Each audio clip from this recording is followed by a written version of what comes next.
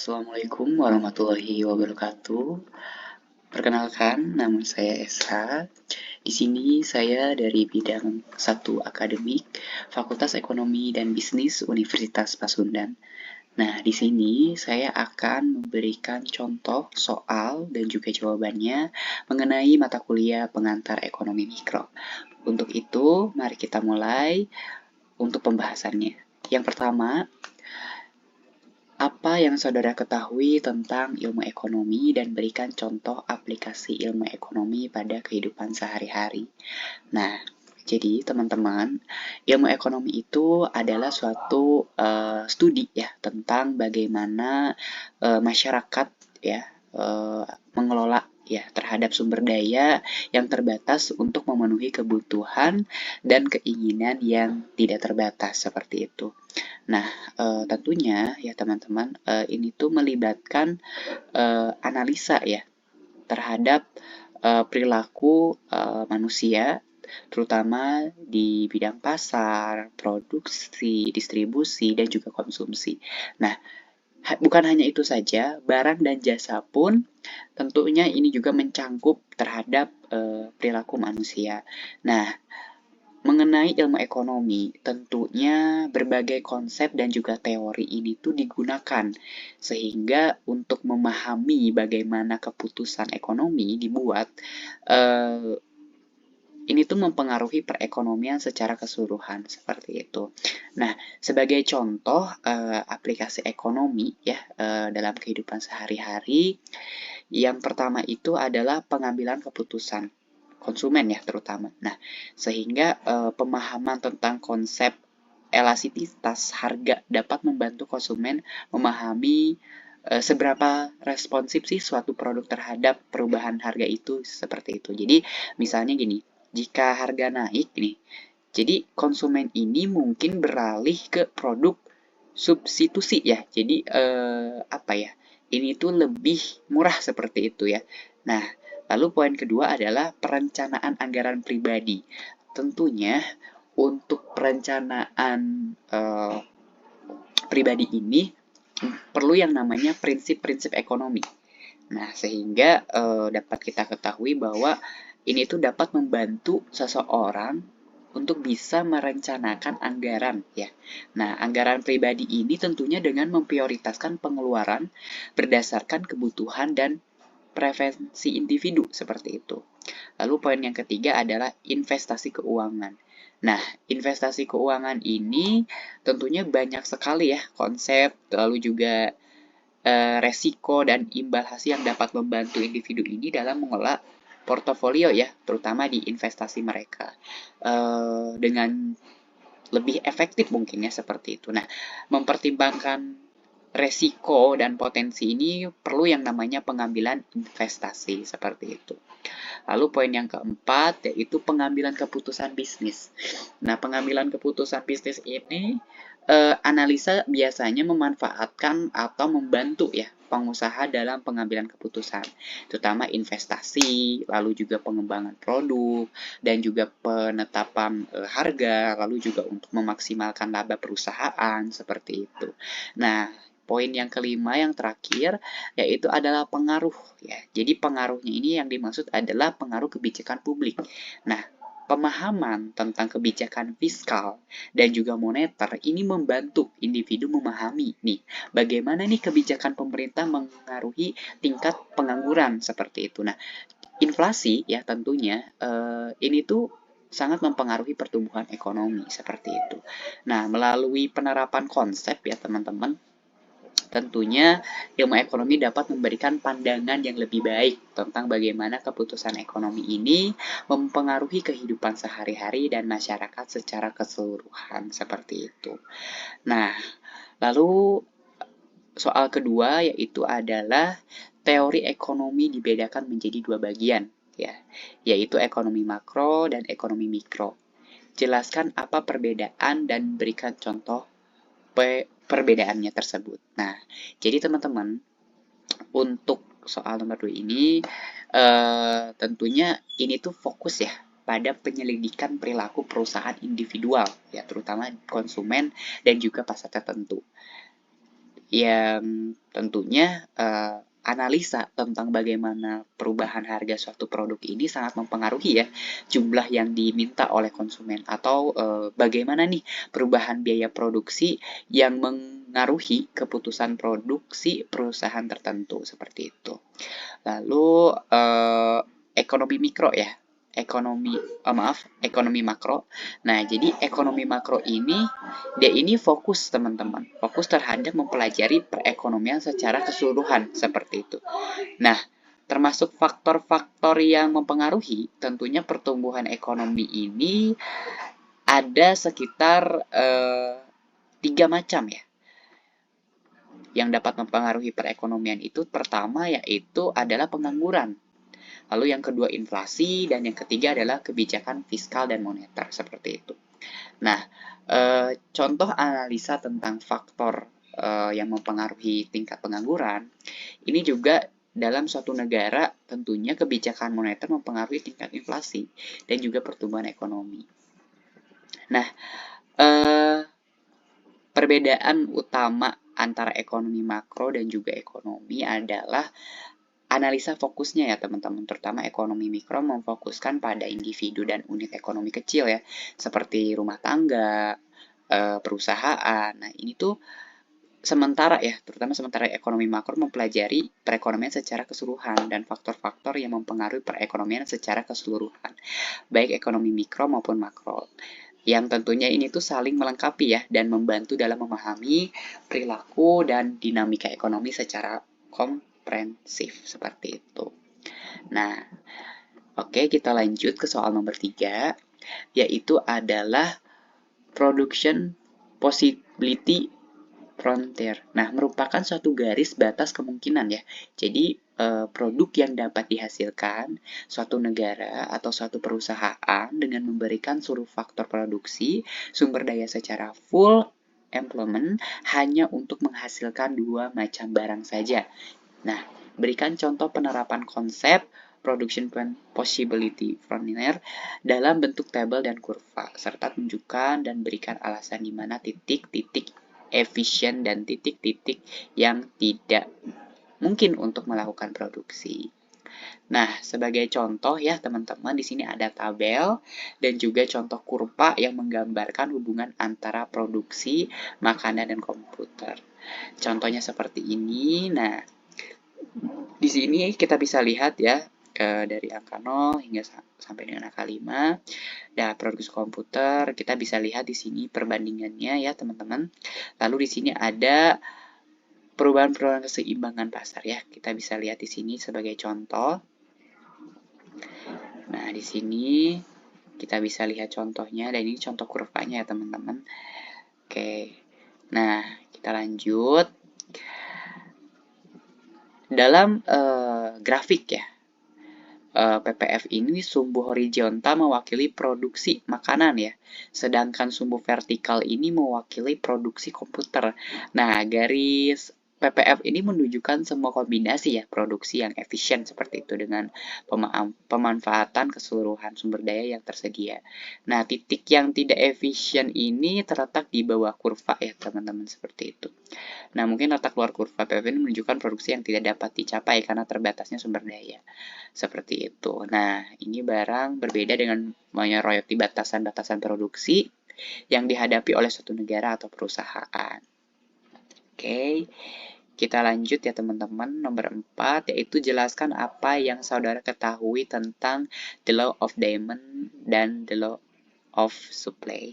Nah, yang tadi saya singgung, itu adalah 2 konsep ya teman-teman, inti dalam ilmu ekonomi yang membahas tentang hubungan antara harga suatu produk dan kuantitas ya teman-teman, yang diminta atau ditawarkan di pasar. Berikut penjelasan singkatnya mengenai keduanya ya. Ya, yang pertama itu hukum permintaan atau the law of demand. Menurut hukum permintaan ini ada hubungan terbalik antara harga suatu barang atau layanan dan jumlah yang diminta. Semakin tinggi harga suatu produk, tentunya ceteris paribus, asumsinya lainnya tetap sama seperti itu. Nah, jadi contohnya seperti ini. Jika harga bensin naik, konsumen cenderung membeli jumlah bensin yang lebih sedikit karena harganya lebih tinggi, membuat lebih mahal untuk dibeli. Seperti itu. Nah, yang kedua adalah hukum penawaran, the law of supply. Nah, menurut hukum penawaran, ya, ada hubungan positif antara harga suatu produk dalam jumlah yang ditawarkan. Artinya, semakin tinggi harga produk, ceteris paribus semakin banyak jumlah barang yang ditawarkan. Dan sebaliknya seperti itu. Sebagai contoh ya teman-teman, jika harga buah jeruk naik, para petani ini eh, akan cenderung menawarkan lebih banyak jeruk di pasar ya, karena mereka itu dapat menghasilkan lebih banyak pendapatan dari peningkatan harga. Jadi kedua hukum tersebut tentunya ya menjelaskan perilaku pasar, bagaimana harga serta kuantitas produk tersebut dapat berubah sebagai respon terhadap faktor-faktor tertentu. Nah, kita lanjut ya teman-teman ke nomor 5. Nah, apa yang dimaksud dengan pergerakan di sepanjang kurva dan pergeseran kurva serta faktor yang mempengaruhi dalam analisa diamond of supply? Ilustrasikan dalam bentuk kurva. Nah, jadi pergerakan sepanjang kurva ini dan pergeseran kurva adalah dua konsep ya teman-teman dalam menganalisa permintaan dan penawaran di bidang ekonomi. Nah, pergerakan sepanjang kurva ini tentunya terjadi ketika ada perubahan harga suatu perubahan ya kuantitas yang diminta atau yang ditawarkan seperti itu tanpa mengubah faktor-faktor lainnya. Sebagai contoh dalam diamond, jika harga kopi turun ya teman-teman, mungkin akan terjadi peningkatan permintaan kopi, tetapi faktor-faktor lain seperti pendapatan atau referensi konsumen tetap konstan seperti itu. Lalu pergeseran kurva ya, pergeseran juga terjadi pada ketika faktor-faktor lain yang mempengaruhi permintaan atau penawaran berubah seperti pendapatan konsumen, selera harga barang yang pengganti atau teknologi produksi. Saya sebagai contoh ya dalam supply, jika terjadi peningkatan dalam teknologi produksi yang mengaruhi biaya produksi, maka kurva penawaran harga bergeser ya ke kanan karena produsen dapat menawarkan lebih banyak barang pada setiap tingkat harga. Nah, faktor-faktor internal ini seperti perubahan dalam referensi konsumen, pendapatan harga, bahan, dan juga baku. Teknologi kebijakan pemerintah ini dapat menyebabkan pergeseran ya teman-teman. Jadi memahami konsep pergerakan ini sepanjang kurva ini tentunya membantu dalam menganalisa perubahan pasar dan dalam memprediksi dampak perubahan faktor-faktor ekonomi tertentu terhadap keseimbangan pasar, seperti itu. Nah, mungkin untuk soal nomor 6, nanti saya akan coba untuk praktek langsung ya teman-teman menggunakan kertas dan juga pulpen. Mungkin untuk ini kita akan langsung saja.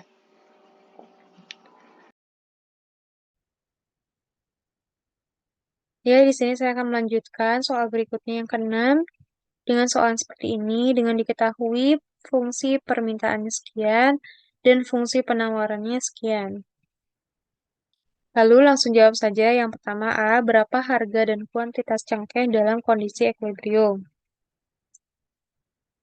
Lalu yang pertama, jawabnya pertama diketahui fungsi permintaan sekian dan fungsi penawarannya sekian. Dengan cara untuk mengetahui kondisi equilibriumnya, caranya seperti ini, yaitu QD sama dengan QS. Fungsi permintaannya masukkan, sekian. QS-nya 0,5P. Lalu, angka yang ada variabel P-nya atau variabel price-nya, pindahkan ke ruas kiri. Jadi, yang 0,5P yang asalnya di ruas kanan, dipindahkan ke ruas kiri menjadi min 0,7P dikurang 0,5P. Sehingga dihasilkan min 1,2P. Lalu 180 yang asalnya di ruas kiri, pindahkan ke ruas kanan yang asalnya positif menjadi negatif.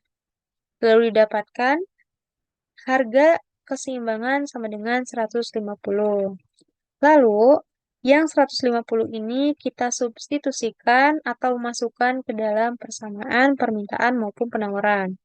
teman-teman bisa pilih salah satu mau dimasukkan ke KID atau QS, hasilnya sama saja 75.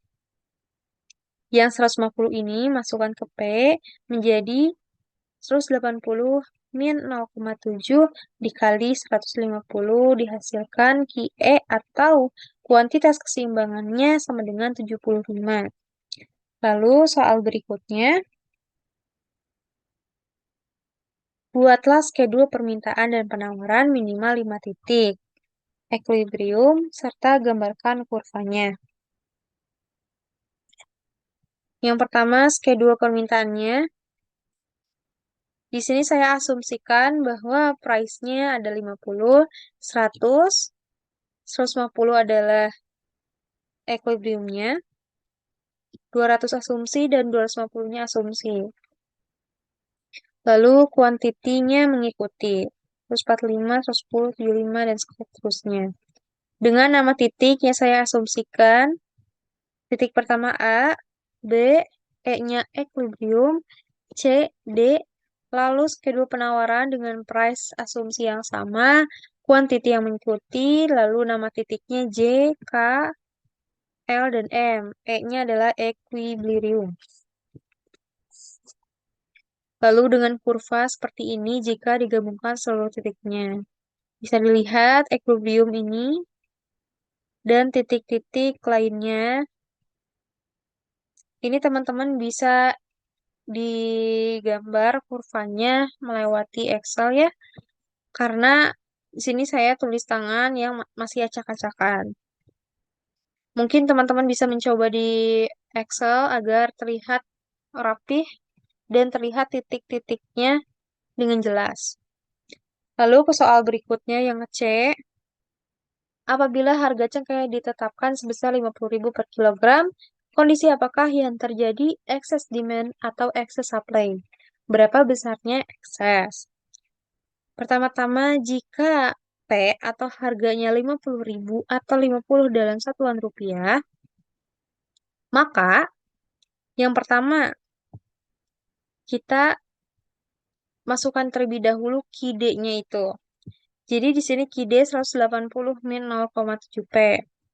Dengan di sini P-nya sudah diketahui 50, lalu masukkan ke dalam P menjadi 180 min 0,7 dikali 50, terdapat sama dengan 180 min 35, sehingga dihasilkan hasil akhir KID sama dengan 145.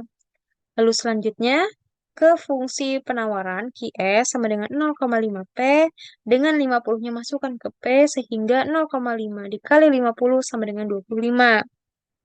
Maka, terjadi excess demand di mana QD dikurang QS sama dengan 145 dikurang 25, sehingga excessnya itu sebesar 120. Nah, bisa disimpulkan bahwa ini terjadi excess demand di mana harga lebih rendah dari harga equilibrium dan kuantitas lebih tinggi dari kuantitas equilibrium. Lalu ke soal selanjutnya yang terakhir yang D, dengan peningkatan pendapatan masyarakat turut mengubah fungsi permintaan menjadi QD 195 min 0,7P dan ditanyakan berapa harga dan kuantitas dalam kondisi equilibrium yang baru serta ilustrasikan perubahannya dalam bentuk kurva. Yang pertama-tama, kita dapat nih KID baru, terdapat KID yang baru, sehingga jika untuk mencari harga keseimbangan dengan cara QD sama dengan QS kan terlebih dahulu. Yang pertama QD-nya sekian dan QS-nya 0,5P. Seperti sebelumnya, angka yang terdapat variabel P pindahkan ke ruas kiri, yang tidak ada variabel P pindahkan ke ruas kanan. Sehingga dihasilkan di ruas kiri min 1,2P dari mana? Dari min 0,7P dikurangin 0,5P. Lalu 195 yang asalnya di ruas kiri bernilai positif dipindahkan ke ruas kanan menjadi negatif 195. Lalu dihasilkan PE-nya sama dengan 162,5. Dengan cara P-nya itu kita turunkan dan min 195 dibagi min 1,2 sehingga dihasilkan PE-nya 162,5. Jika sudah ketemu PE-nya, lalu kita substitusikan atau masukkan PE baru ke dalam fungsi permintaan maupun penawaran. Di sini saya memasukkan ke dalam fungsi permintaan atau KID-nya. KID sama dengan 195 min 0,7 P. Sama dengan 195 min 0,7 yang 162,5 yang tadi dihasilkan, masukkan ke dalam P sehingga dihasilkan 195 min 0,7 dikali 162,5 sama dengan 113,75. Sehingga dihasilkan QE barunya yaitu 81,25. Cukup sekian dari saya. Dan ini terakhir grafiknya dengan grafik yang pertama, equilibrium yang pertama yaitu di sini dan terlihat perpindahan asalnya equilibrium yang pertama di sini dan karena terdapat adanya peningkatan pendapatan masyarakat sehingga menjadikan equilibrium barunya meningkat atau naik dari equilibrium sebelumnya. Cukup sekian dari saya. Mohon maaf bila ada kata-kata yang tidak berkenan atau ada salah kata. Cukup sekian. Wassalamualaikum warahmatullahi wabarakatuh.